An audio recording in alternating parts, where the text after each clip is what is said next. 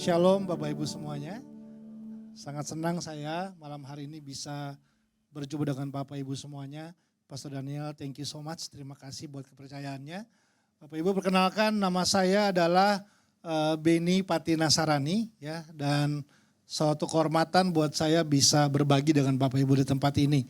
Saya berdoa dalam perjalanan kita, Tuhan terus jaga kita punya hidup, Tuhan terus pelihara kita punya hidup, dan kita percaya bahwa apa yang Dia persiapkan buat kehidupan kita itu selalu yang terbaik. Amin Bapak Ibu semuanya ya. Nah, pada malam hari ini saya memberi judul apa yang akan kita bahas bersama-sama, yaitu namanya adalah The Journey of Faith, atau perjalanan yang saya sebut dengan nama perjalanan iman gitu ya. Nah, kita akan baca dulu firman Tuhan dari kitab Matius pasal yang 14 dari ayat 22 sampai 33. Cukup banyak, Bapak Ibu dengarkan baik-baik, saya akan membacakannya. Sebab demikianlah firman Tuhan. Sesudah itu, Yesus segera memerintahkan murid-muridnya naik ke perahu dan mendahuluinya ke seberang. Sementara itu, ia menyuruh orang banyak pulang. Dan setelah orang banyak itu disuruhnya pulang, Yesus naik ke atas bukit untuk berdoa seorang diri. Ketika hari sudah malam, ia sendirian di situ. Perahu murid-muridnya sudah beberapa mil jauhnya dari pantai dan diombang-ambingkan gelombang karena angin sakal. Kira-kira jam 3 malam, datanglah Yesus kepada mereka berjalan di atas air. Ketika murid-muridnya melihat Dia berjalan di atas air, mereka terkejut dan berseru, "Itu hantu!" Lalu berteriak-teriak karena takut. Tetapi segera Yesus berkata kepada mereka, "Tenanglah, aku ini, jangan takut." Lalu Petrus berseru dan menjawab Dia, "Tuhan, apabila Engkau itu, suruhlah aku datang kepadamu berjalan di atas air." Kata Yesus, "Datanglah." Maka Petrus turun dari perahu dan berjalan di atas air mendapatkan Yesus. Tetapi ketika dirasanya tiupan angin, takutlah ia dan mulai tenggelam lalu berteriak, "Tuhan, tolonglah aku."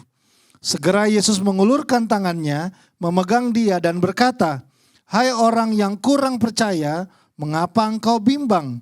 Lalu mereka naik ke perahu dan angin pun redalah.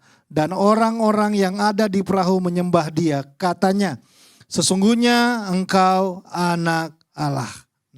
Nah, Bapak Ibu yang saya hormati ya, ada sebuah pepatah yang pernah mengatakan seperti ini, life is a journey gitu ya, bahwa hidup itu adalah sebuah perjalanan. Dan saya percaya bahwa setiap kita tentu punya perjalanannya masing-masing.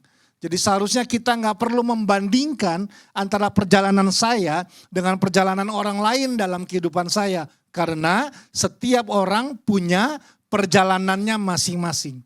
Setidaknya dalam hidup ini saya menemukan ada 2 perjalanan penting yang perlu terjadi dalam kehidupan kita semuanya.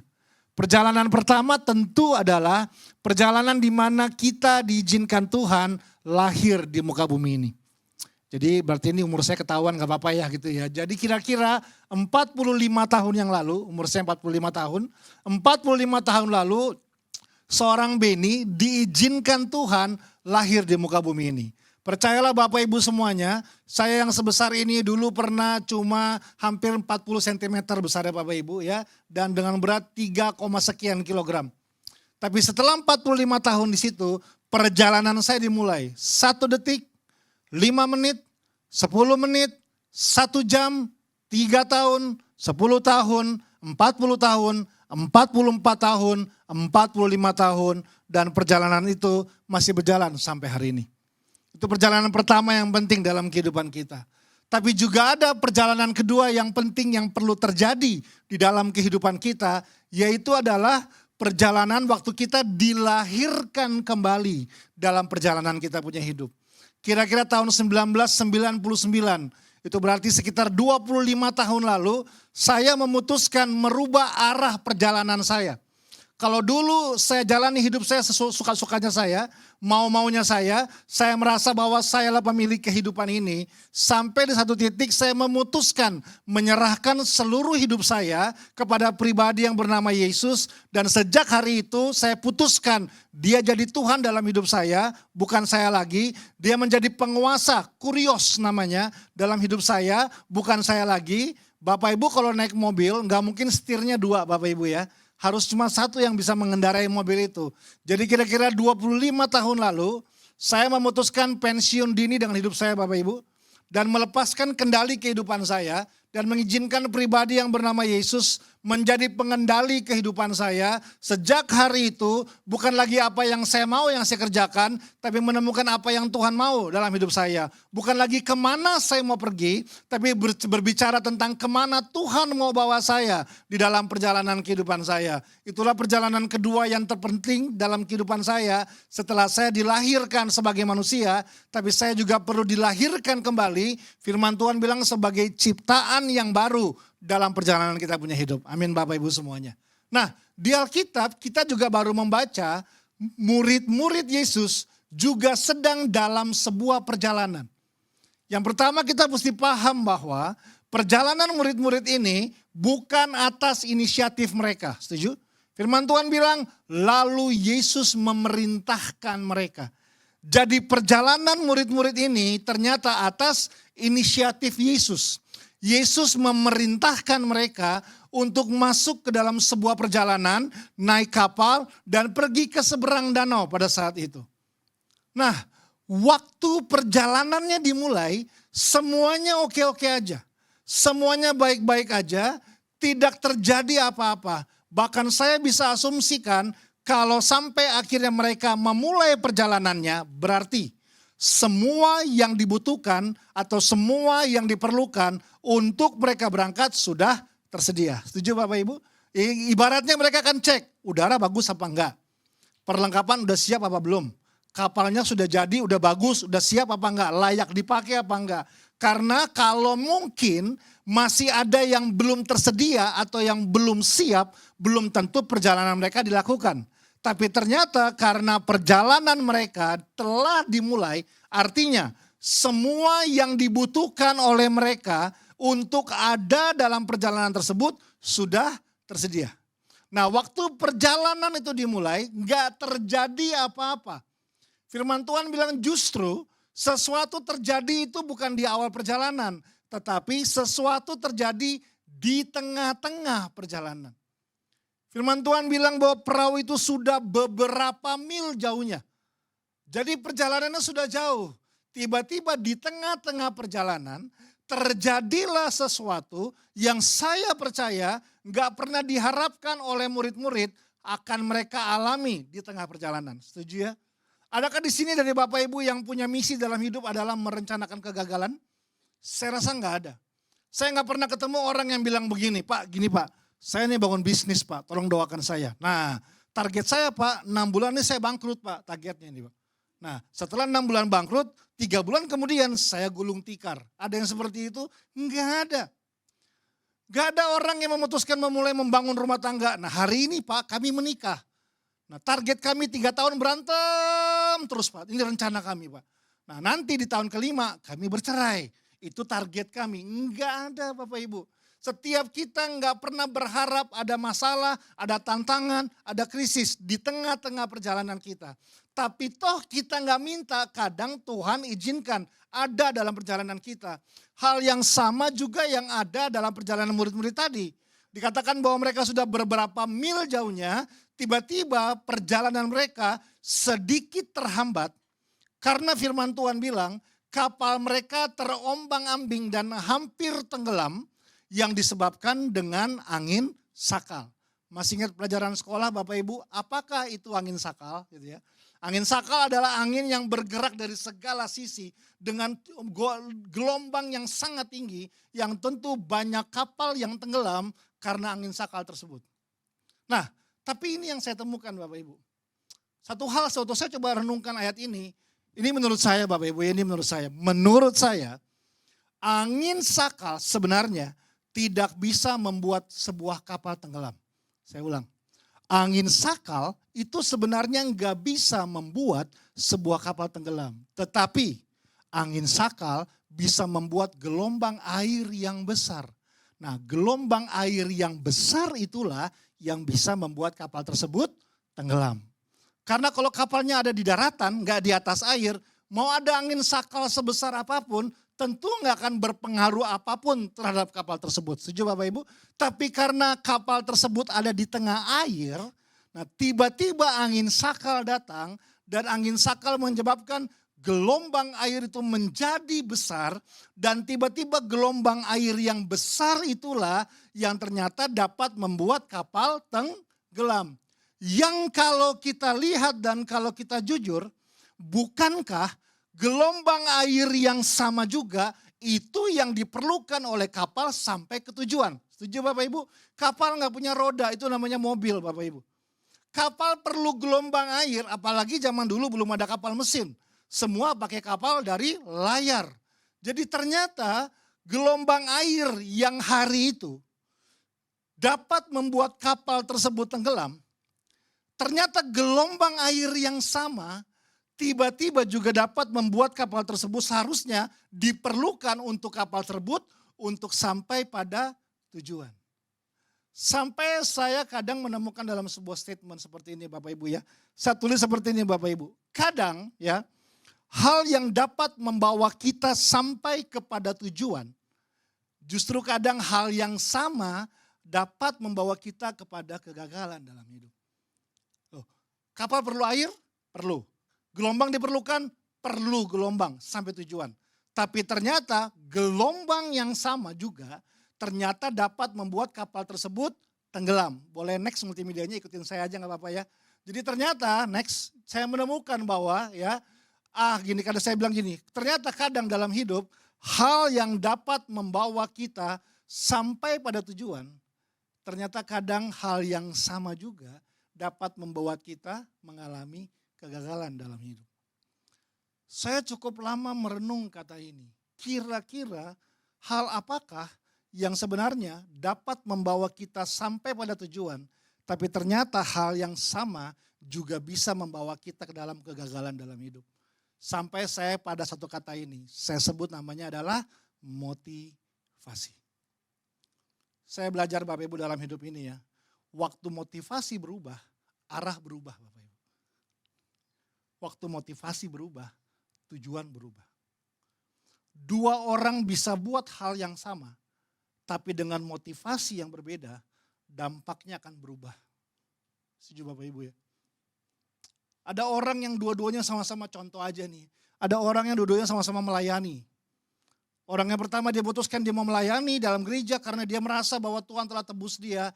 Ini nyawa udah serep. Sebagai tanda terima kasih yang Tuhan telah buat, Tuhan angkat dia dari tempat sampah. Tuhan selamatkan dari masalah, luputkan dari krisis. Sehingga karena Tuhan telah buat banyak hal buat dia, sehingga dia memutuskan bahwa dia akan melakukan semuanya. Dia mengembalikan semuanya. Dia mau melayani Tuhan sebagai tanda terima kasih kepada Tuhan karena apa yang Tuhan telah buat sama hidupnya dia. Sehingga dia dedikasikan waktu, tenaga, pikiran, seluruh hidupnya untuk dia mau melayani Tuhan karena apa yang Tuhan telah buat dalam hidupnya dia.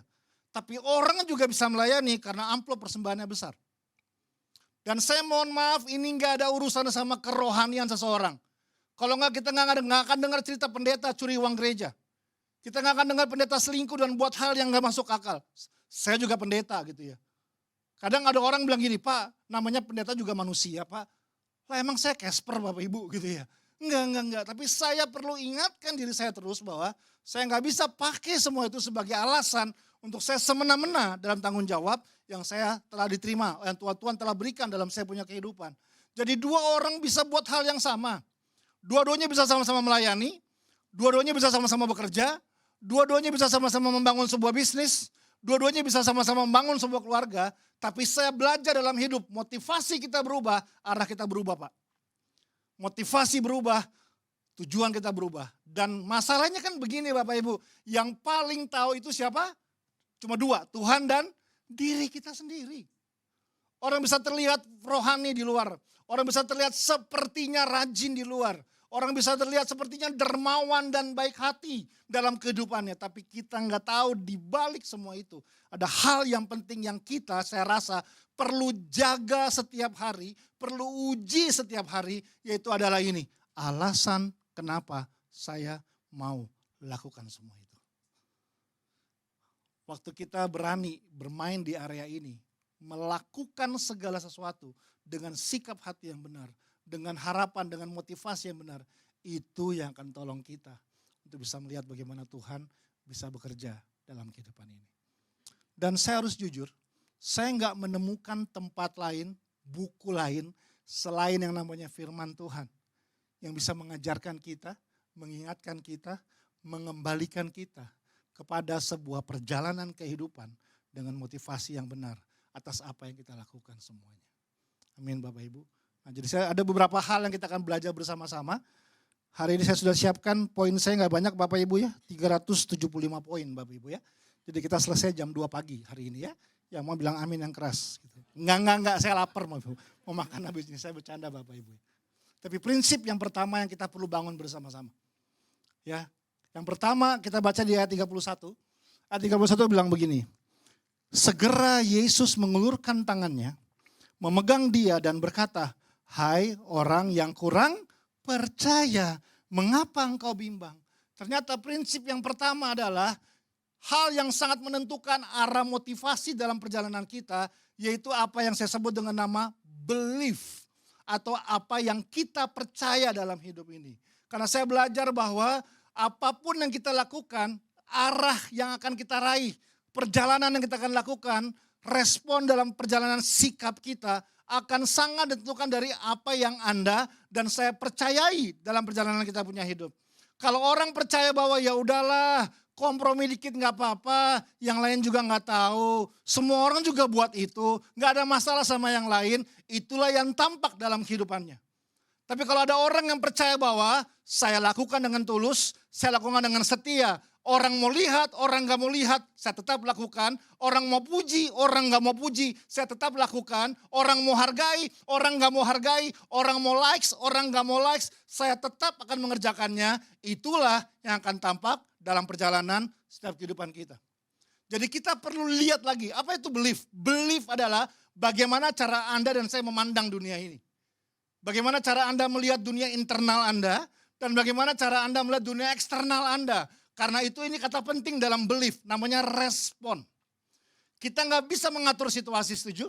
Kita nggak bisa mengatur apa yang terjadi sama hidup kita. Yang kita bisa kendalikan adalah bagaimana kita meresponi atas semua yang terjadi dalam kehidupan kita. Dan respon kita sangat dipengaruhi dari apa yang Anda dan saya percayai dalam kehidupan ini. Nah, belief itu dibangun atau dibentuk dari yang saya sebut namanya adalah value atau nilai. Coba semua bilang nilai. Ya, saya rasa kita sudah belajar banyak tentang kata ini, value. Karena buat saya ini harga mati Bapak Ibu semuanya. Orang bisa namanya Kristen tapi nggak punya value Kristen, saya mohon maaf. Orang bisa kelihatannya rohani tapi dalam hidupnya dia nggak memanifestasikan nilai-nilai kerajaan Allah dalam perjalanan kehidupannya. Apa itu value? Apa itu nilai? Nilai adalah apa yang saya anggap penting dalam hidup. Value adalah apa yang saya anggap bernilai dalam hidup ini. Makanya bisa aja orang, keluarga, pribadi bisa punya value yang berbeda-beda. Bagaimana value terbangun? Nah, itu sesi khusus gitu ya. Dari pola hidup, cara besarkan, pola asuh, dan semuanya kita nggak bahas di situ. Tapi saya belajar bahwa ya ini prinsip penting. Belief kita dipengaruhi dari apa yang menjadi nilai dalam hidup kita. Dan saya belajar bahwa ya orang hanya terfokus, orang hanya teringat, orang hanya mengerjakan apa yang dianggap bernilai dalam hidup. Saya ulang, orang akan teringat, orang hanya terfokus, orang hanya mengerjakan apa yang dianggap bernilai dan penting dalam hidup. Contoh sederhana. Bapak Ibu tadi siang ada yang udah makan siang, Bapak Ibu coba boleh angkat tangan gitu ya. Oh hampir semua udah makan siang. Saya mau tanya Bapak Ibu, tadi waktu makan siang berapa suap Bapak Ibu? Loh. Tapi makan dong, makan ya. Makannya pakai disuap dong atau merem kenyang, enggak kan? Berapa suap Bapak Ibu? Enggak ingat. Tadi dari parkiran sampai ke ruangan ini berapa langkah kaki Bapak Ibu? Ada yang hitung? Tapi semua melangkah dong, ada yang ngesot ke sini Bapak Ibu? Enggak. Kenapa kita enggak ingat? Enggak penting.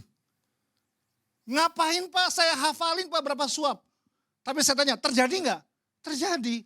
Ngapain saya hafalin berapa langkah Pak? Kenapa? Enggak ada nilainya buat saya. Enggak penting buat saya. Makanya kita nggak hafal, kita nggak fokus, kita nggak tahu. Tapi terjadi nggak? Tetap terjadi Bapak Ibu. Ada yang ingat tanggal gajian? Kalau yang ini nggak mungkin lupa. Ada yang ingat deadline pinjol kita berapa? Tanggal berapa mesti bayar pinjol dan cicilan kita? Kita nggak kenapa? Kita anggap bernilai. Jadi ternyata semua terjadi sama kita punya hidup. Gagal pernah terjadi? Pernah. Berhasil?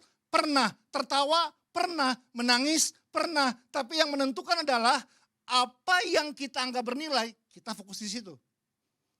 Makanya kenapa kita bingung ada orang yang mikirinnya negatif terus. Ada orang yang ngomonginnya yang jelek-jelek terus. Saya tanya, apakah orang tersebut gak pernah mengalami satu aja hal yang bagus? Saya yakin pasti pernah. Tapi ini tentang sebuah value. Yang dia anggap bernilai, dia akan fokus di situ. Coklat Silver Queen di bulan Februari sama coklat Silver Queen di bulan April nilainya beda Bapak Ibu semuanya.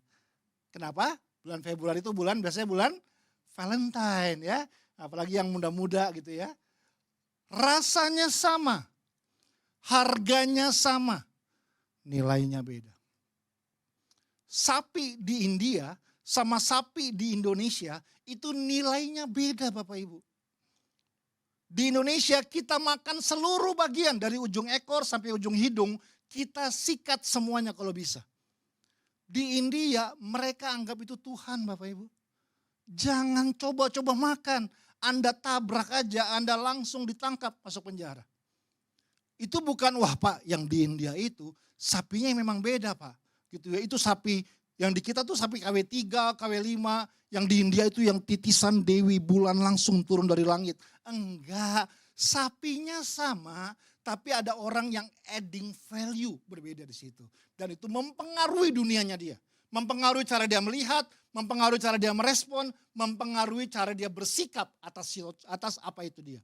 Berarti gini, perhatikan apa yang Anda anggap bernilai dalam hidup ini.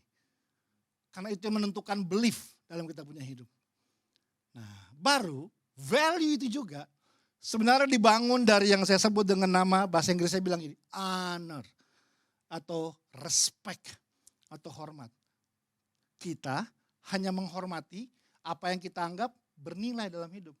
Kita hanya respect sama apa yang kita anggap bernilai dalam hidup kita. Di kitab Matius 13, masih ingat cerita ini? Sebuah cerita tentang bagaimana Yesus ditolak di mana?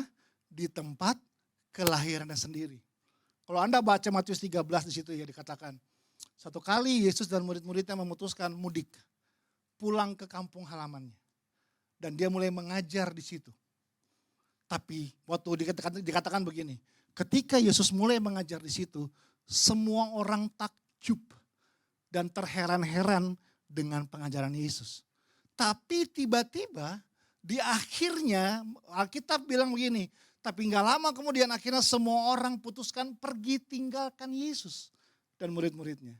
Lalu Yesus bilang begini, seorang nabi dia kadang tidak dihormati itu katanya di tempat asalnya sendiri. Bahkan ya di ending bawahnya Anda akan baca Yesus bilang begini. Dan Yesus terheran-heran karena di situ mujizat jarang terjadi. Ternyata di tempat di mana Yesus tidak dihormati, mujizat jarang terjadi. Sebelumnya dia buat mujizat supernatural. Dia buat hal yang benar-benar orang lihat bagaimana mujizat demi mujizat. Dia sembuhkan orang sakit, dia kasih makan orang banyak, dia lepaskan orang terikat. Tapi ketika sampai di titik Yesus di tempat di mana dia tidak dihormati, Alkitab bilang mujizat jarang terjadi di situ. Nah, kata tidak dihormati dari bahasa aslinya namanya without honor. Nah, ternyata dari bahasa aslinya kata Yesus gak dihormati di situ, itu bukan mereka maki-maki Yesus, bukan mereka meludahi Yesus, Bukan mereka mengatakan perkataan-perkataan kasar ke Yesus. Ternyata enggak. Ternyata kata without honor atau tidak dihormati dari bahasa aslinya muncul kata ini, common. Itu artinya common, biasa. Mereka tidak menghormati Yesus dengan cara apa? Memperlakukan Yesus cuma common, biasa, gak ada yang spesial. Mereka bilang begini, loh itu kan anaknya Yusuf. Loh rumahnya kan dekat rumah kita. Loh adik-adik kakak-kakaknya teman kecil kita main sama-sama. Ya ilah kita kira ini orang siapa. Ternyata cuma anak tukang kayu doang toh. Ya ampun kirain siapa nih orang. Ya elah gitu. Nah waktu Yesus cuma diperlakukan secara biasa. Enggak ada yang spesial. Bukan hal yang inti dalam perjalanan kehidupan. Firman Tuhan bilang kita sedang bersikap tidak menghormati Yesus dalam perjalanan. Nah karena itu belief ini, apa yang Anda percayakan itu akan mempengaruhi perjalanan kehidupan Anda.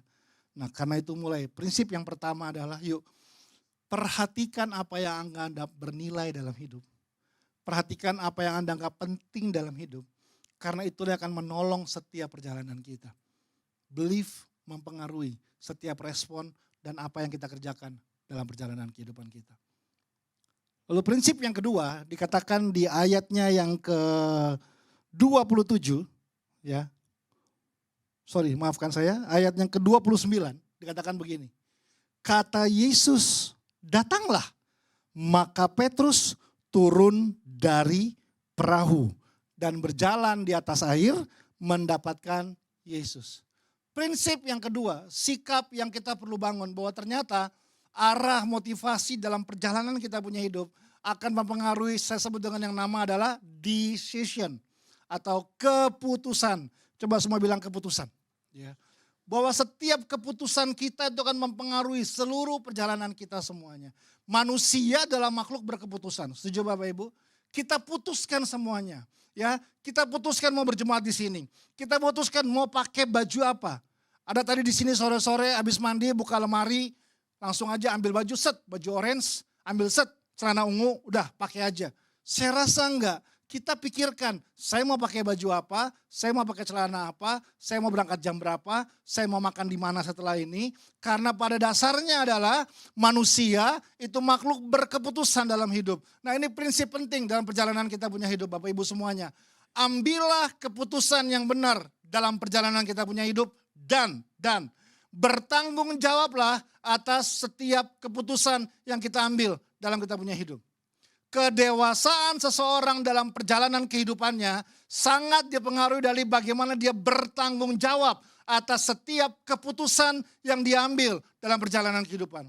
Kitab Roma bilang begini, pada akhirnya setiap orang akan memberikan pertanggungan jawab atas dirinya sendiri di hadapan Allah dalam perjalanan kehidupannya. Jadi urusan perjalanan kita masing-masing Bapak Ibu, saya harus jujur bahwa pertumbuhan kehidupan Anda, mohon maaf, bukan tanggung jawab gembala Anda. Bukan tanggung jawab suami Anda, bukan tanggung jawab istri Anda, bukan tanggung jawab ketua komsel Anda, bukan tanggung jawab leader Anda. Karena apa? Firman Tuhan bilang, setiap orang bertanggung jawab atas dirinya sendiri dalam perjalanan kita. Kita mau jujur, kita mau bohong, kita mau lurus, kita mau belok-belok. Kitalah yang memutuskan dalam perjalanan ini. Karena itu ambillah keputusan yang benar dalam hidup ini dan bertanggung jawablah atas setiap keputusan-keputusan yang kita ambil dalam perjalanan kehidupan kita. Itu penting yang kita perlu bangun.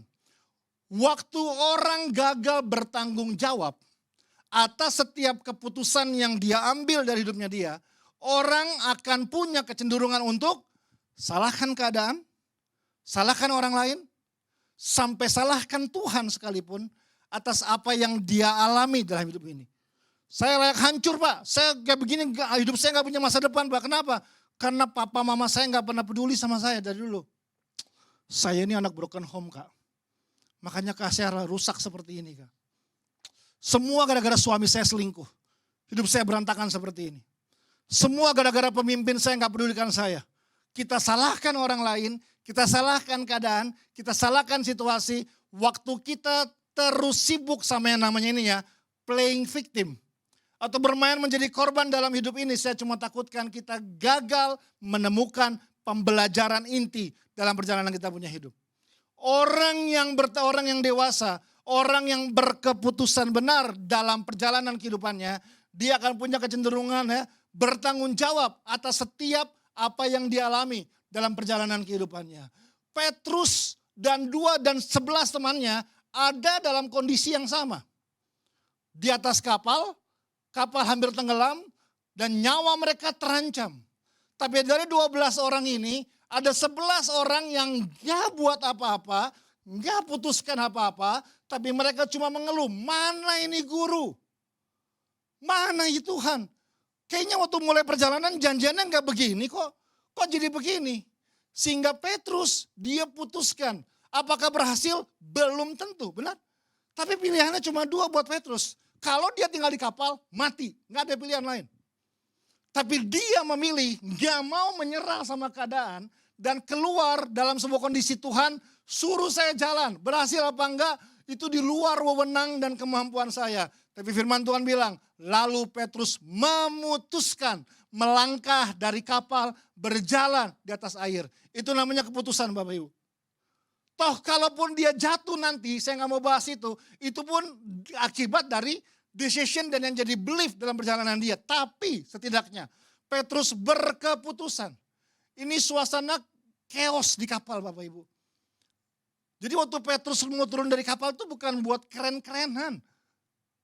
Kalau kondisinya berbeda, waktu Petrus turun dari kapal mungkin murid-murid yang lain akan teriak, wah Petrus keren banget. Lompat Petrus, salto, putar sini, putar sana. Petrus. Ini enggak. Pilihannya, kalau nggak keluar, mungkin bisa mati. Tapi akhirnya Petrus ini dia nggak bilang semua karena Engkau Tuhan. Dia nggak bilang kenapa Kau bawa saya di situasi seperti ini. Yang dia cuma mau gini, saya perlu putuskan hari ini, saya mesti buat apa. Dan dia putuskan dia melangkah. Dia nggak salahkan keadaan, dia nggak salahkan teman-temannya, dia nggak salahkan Tuhan, dia nggak salahkan situasi. Dia melangkah ambil keputusan dalam perjalanan kehidupannya dia. Ini prinsip penting dalam perjalanan kehidupan kita. Kalau enggak Bapak Ibu, kita cuma hidup bermain jadi korban dalam hidup ini. Kita salahkan semua ini gara-gara dia nih. Bisnis saya hancur Pak, saya ditipu sama dia. Semua karena suami saya dan semua karena dia. Istri saya namanya Melisa Bapak Ibu. Nanti next time mungkin saya bisa bawa ya. Dia punya masa lalu yang gak mudah. Jadi keluarganya cukup berantakan, orang tuanya bercerai, ribut, dari kecil dia tinggal sama mamanya itu tunarungu, gak bisa mendengar, sangat terbatas sekali dengan semuanya. Dia gak bisa mengalami keluarga normal dari kecil. Tapi saya lihat hidupnya dia, dari dia kecil sampai hari ini, kecintaannya sama Yesus gak pernah kurang sama sekali. Dia gak pernah minum 1 gelas bir, dia gak pernah hisap 1 batang rokok. Dia punya 1000 alasan untuk bilang saya layak jadi anak hancur. Karena keluarga saya berantakan. Tapi dari kecil hidupnya lurus banget. Tapi kalau suaminya ini ya ampun ya Allah ya Robi Bapak Ibu aduh benar-benar ini nyawa udah serap Bapak Ibu ya. Tapi di situ saya belajar. Bukan tentang situasinya. Tapi bagaimana kita melatih kita punya diri. Bertanggung jawab atas setiap keputusan yang kita ambil dalam hidup. Satu kali ada seorang ibu konseling sama saya. Dan dia bercerita. Pak, dia datang jauh-jauh ketemu saya. Tolong bantu saya. Kenapa Bu? Jadi ternyata ceritanya adalah suami saya ini pakai narkoba Pak. Memang saya sama adik saya Yeri kita banyak fokus dalam pelayanan seperti ini. Narkoba, HIV, trafficking dan semuanya. Dan ibu ini datang dan bercerita. Suaminya itu kira-kira udah 17 tahun Pak pakai narkoba. Wah lamaan suami ibu daripada saya dulu saya bilang gitu ya. Maksudnya saya mau buat dia tenang bercanda tapi gak kena gitu ya. Maksudnya Pak, nggak jadi Bu, nggak jadi saya bilang gitu ya. Saya mau tenangkan dia gitu ya. Dia cerita mulai. Bisnis kami diambang hancur Pak. Anak-anak nggak keurus. Tabungan makin menipis. Kondisi di rumah nggak semakin baik Pak. Saya sudah mau menyerah Pak. Saya nggak tahu mesti buat apa. Makanya saya ketemu Bapak hari ini. Kira-kira menurut Bapak saya mesti buat apa? Dan Bapak Ibu memang jujur salah satu hal yang saya sering lakukan adalah konsultasi seperti ini. Tapi entah kenapa hari itu saya digerakkan Tuhan untuk menjawab dengan cara yang beda. Jadi biasanya ya kalau seperti itu jawaban saya teknis Bapak Ibu ya. Oke, pertama begini Ibu, tabungan diselamatkan, nomor telepon polisi Ibu pegang, perusahaan Ibu ambil alih, anak-anak dipindahkan dulu. Pokoknya saya biasanya taktis gitu ya. Ibu buat A, Ibu buat B, Ibu buat C, Ibu buat D. Ibu buat begini dulu dah. Biasanya jawaban saya seperti itu biasanya. Tapi entah kenapa hari itu saya menjawab berbeda. Ini jawaban saya. Bu, ini menurut saya. Ibu harus berdoa buat suami Ibu. Nah, dia kayak gak suka sama jawaban saya. Hah Pak, cuma doa doang Pak. Saya udah jauh-jauh nih ketemu Bapak loh. Terus jawabannya cuma doa aja. Nah, itu kan kita kadang-kadang ya. Kesana kayak doa itu kayak gak ada bobotnya gitu ya. Nah Ibu, saya mau suruh ngapain? Mandi kembang 7 rupa, ambil ayam hitam, ayam putih tengah malam, dan jalan. Enggak Bu, berdoa Bu. Dia kayak gak terima gitu, tapi saya bilang, enggak Bu, menurut saya Ibu mesti berdoa buat suami Ibu. Ya sudahlah kata dia gitu, dia kayak gak suka sama jawaban saya, tapi dia terima, ya sudah, oh ya sudah. Kami berpisah di situ dan gak ketemu lagi. Sampai beberapa bulan kemudian, gak sengaja kami ketemu. Di sebuah acara pesta pernikahan. Ternyata kami menghadiri pesta pernikahan yang sama. Dari jauh dia lihat saya, dia langsung lari teriak-teriak, Pak, dia lari ke saya. Saya aja jujur udah lupa siapa dia. Jadi waktu dia lari ke saya di pikiran saya, gue udah hutang gak ya? Ada cicil. Kan gak lucu di pesta dia teriakin bayar hutang lo sekarang, kan gak lucu banget. Waktu dia mulai mendekat baru saya ingat, ini ibu yang waktu itu. Sampai depan saya gak ada basa-basi, saya langsung dimaki. Saya mau marah sama Bapak, saya mau komplain. Bapak bohong sama saya. Hah? Kenapa Bu? Bapak ya Pak, sejak kita ketemu terakhir Pak, sampai hari ini dia bilang, saya gak pernah bolong berdoa Pak. Setiap hari saya berdoa buat suami saya Pak. Gak ada yang berubah tuh. Masih pakai narkoba, bisnis berantakan, anak-anak gak keurus, Bapak bohong sama saya. Saya diam sebentar, terus saya jawab, enggak Bu. Perubahan terjadi Bu, gak ada yang berubah Bu. Dia marah, gak ada yang berubah Pak. Semuanya masih sama, masih berantakan. Saya gak mau kalah. Enggak Bu, ada perubahan besar terjadi Bu. Dia marah lagi. Oke Pak, tunjukin sama saya. Gak ada yang berubah, mana yang berubah Pak? Dan saya mulai menjawabnya, ini yang berubah Bu. Ibu jadi berdoa setiap hari sekarang. Tiba-tiba dia terdiam. Baru saya jelaskan, puji Tuhan pertama gak ada hak sepatu yang dilempar ke saya itu dulu ya. Tapi baru saya jelaskan Bu, mungkinkah situasi ini bukan tentang Tuhan mau memproses suami ibu. Tapi tentang Tuhan mau memproses hidup ibu. Kadang kita suka lempar tanggung jawab. Kadang kita suka bermain berlindung. Padahal harusnya kita yang bertanggung jawab. Disitulah saya belajar. Ambillah keputusan. Dan bertanggung jawablah dengan baik. Tapi dia yang selingkuh, dia yang tipu saya, dia yang tenangkan diri kita. Dan bertanggung jawablah. Tapi saya jadi korban pada sini, saya yang ditipu. Tenangkan kita punya diri. Bertanggung jawablah atas setiap perjalanan. Dan Anda akan melihat Tuhan gak mungkin curang dalam kita punya hidup. Tuhan gak akan tinggalkan kita. Tapi yang kita perlu belajar adalah ada tanggung jawab. Saya belajar, mohon maaf Bapak Ibu semuanya. Bentuk Tuhan menyertai kita gak bisa membuat kita skip dari proses. Tuhan menyertai Yusuf. Jelas Alkitab bilang, Tuhan menyertai Daud, Tuhan menyertai Elia. Tapi bentuk penyertaan Tuhan gak membuat Yusuf gak jadi di penjara. Yusuf tetap di penjara. Daud tetap ketemu Goliat. Artinya, waktu di penjara sekalipun, Tuhan menyertai Yusuf. Di hadapan Goliat, Daud bilang, kamu datang dengan tombak dan lemping, saya datang dari nama Allah semesta alam bersama-sama dengan saya. Jadi waktu kita percaya Tuhan sertai kita punya hidup, itu bukan sebagai tanda bahwa kita skip dari setiap proses. Goliat itu bukan ditengking Bapak Ibu, Goliat itu dikalahkan dalam hidup. Bersama dengan Tuhan kita perlu kalahkan. Saya punya kabar baik, saya rasa Tuhan gak usir Goliat dari hidup kita. Tapi Tuhan mau kita berdiri, hadapi, kalahkan, dan selesaikan Goliat dari kita punya hidup. Amin. Karena itu bertanggung jawablah atas setiap keputusan. Petrus ambil keputusan yang gak mudah.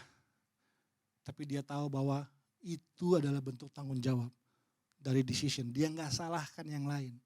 Tapi dia putuskan berjalan dalam proses yang Tuhan mau. Amin Bapak Ibu semuanya. Jadi prinsip, saya ulang pelan-pelan. Yang main keyboard boleh bantu saya main keyboard. Kita lagi bicara tentang bagaimana kita berjalan dengan motivasi yang benar. Prinsip yang pertama adalah apa yang Anda percayai akan menentukan perjalanan dalam kehidupan Anda. Kalau Anda percaya jujur, kalau Anda percaya apa yang Anda anggap bernilai, itu mempengaruhi kita punya hidup, itulah yang tampak dari kehidupan kita. Tapi prinsip yang kedua sangat penting adalah bahwa setiap kita tetap perlu berkeputusan dalam hidup. Jangan lari dari masalah, jangan lari dari tekanan, jangan salahkan yang lain, jangan salahkan keadaan, tapi tetaplah setia menjalaninya sampai selesai. Dan yang ketiga yang terakhir, di ayatnya yang ke-27 dikatakan begini. Tetapi segera Yesus berkata kepada mereka, tenanglah, aku ini, jangan takut. Itu prinsip yang terakhir. Belief, decision, yang terakhir adalah ini, guidance. Kita perlu dipimpin oleh Tuhan. Dan Yesus berkata. Dan perkataan itulah yang menuntun perjalanan Petrus. Bahwa saya belajar menghadapi semua. Tetap fokus, tetap setia dengan hati yang murni, yang tulus. Kita perlu izinkan Tuhanlah yang terus pimpin kita punya hidup. Dan Yesus berkata. Kadangnya saya sadari Bapak Ibu, hari ini saking mungkin sudah terlalu profesionalnya kita melayani. Kadang kita bisa kehilangan ini. Yang kita perlu lihat kita punya hidup hari ini adalah, masih ada gak ini di hidup kita? Dan Yesus berkata, pimpin kita perjalanan. Makanya orang bisa kesepian di tengah-tengah keramaian. Karena waktu kita gak dengar lagi suara Dia, yang kita dengar cuma suara kita sendiri. Suara kita sendiri gak cukup Bapak Ibu. Kita terbatas. Saya sadar suara itulah yang membuat saya kuat kaki saya menghadapi masa-masa sulit. Suara itulah yang mengembalikan saya waktu saya udah tersasar dalam hidup. Waktu saya udah gak tahu di mana ini ya. Waktu saya udah gak tahu apa yang terjadi sama hidup saya. Saya belajar suara itulah yang menuntun saya kembali. Suara itulah yang mengembalikan saya di saat saya rasa mau menyerah dalam perjalanan. Musa bilang begini, Tuhan, kalau bukan Tuhan yang suruh saya jalan, enggak mungkin saya jalan. Bapak Ibu mesti tahu siapa Musa. Musa dibesarkan dengan didikan raja Bapak Ibu. Waktu Musa bilang, Tuhan kalau bukan Tuhan yang suruh saya gak mau jalan, itu bukan Musa gak bisa apa-apa. Dia sangat amat terampil, ahli strategi, mengerti tentang hubungan. Dia dididik dari kecil dengan begitu banyak ilmu. Mesir adalah salah satu negara yang kaya akan ilmu. Tapi pada akhirnya Musa bilang begini, kalaupun saya lakukan ini, saya harus pastikan bahwa bukan karena saya bisa, bukan karena apa yang saya mau, bukan karena apa yang saya mampu, tapi karena cuma Tuhan yang suruh saya jalan dan saya akan lakukan ini. Izinkan suara itu menuntun lagi kita. Makanya Yesus bilang, ini aku, jangan takut. Karena suara itulah yang menuntun setiap perjalanan. Saya gak pernah bilang yang kita hadapi mudah di depan. Tapi saya berani berjanji, Tuhan gak akan tinggalkan kita. Dia berjalan bersama kita, Dia menyertai. Sampai hari ini saya lihat hidup saya, Tuhan ada sama saya dalam segala kondisi. Yang kita perlu adalah yuk tetap mempercayai Dia. Karena Anda ada di muka bumi bukan karena kebetulan Bapak Ibu. Tuhan gak bercanda lahirkan Anda. Tuhan gak bercanda taruh Anda di keluarga Anda hari ini. Tuhan gak pernah salah taruh Anda di istri Anda. Tuhan gak pernah salah taruh anak-anak Anda. Tuhan gak bercanda taruh Anda di gereja Anda. Tuhan gak bercanda taruh Anda di pekerjaan, di bisnis, di pelayanan Anda semua. Yang Tuhan mau adalah dalam perjalanan kita, Dia tetap menuntun kita punya langkah sampai kita selesai. Amin. Mari kita berdoa sebentar. Saya ajak Bapak Ibu ambil waktu 2-3 menit Bapak Ibu untuk merenungkan apa yang kita dengar hari ini. Biasakanlah jangan terburu-buru selesai setelah mendengar firman Tuhan. Tapi mulai refleksikan sebentar. 2-3 menit ini kembali melihat. Apakah hari ini mungkin ada teguran? Atau ada peneguhan? Atau ada pengingat? Tuhan, bicara sama kami Tuhan.